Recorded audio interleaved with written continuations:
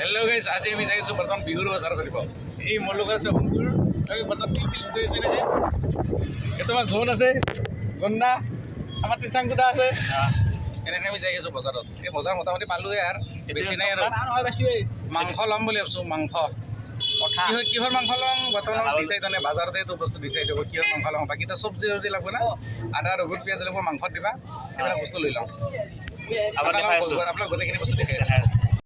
আমাৰ মনাত বন্ধাকবি ৰঙালাও এখন মনাতো আছে, ইয়াতে আছে বৰ্তমান আমি ঘৰত হৈ গৈ আছোঁ। মাংস থাকিব, চব্জি থাকিব, তাৰপিছত বিলাহী টপ, ৰঙালাও তৰকাৰী, বন্ধাকবি মিক্স, তাৰপিছত আপোনাৰ আলু চালু মিক্স থাকিব আৰু তাৰপিছত আপোনাৰ সেই হ'ব জনা বিলাহী কি কেজি লৈছা? লগতে জানলিহে বিলাহী 5 কেজি। একদম বিলাহী ৰঙা ৰঙা বিলাহী লৈছে। এইফালে গেছি আমাৰ গেলামাল লাল ল'বা এখন দোকানৰ পৰা।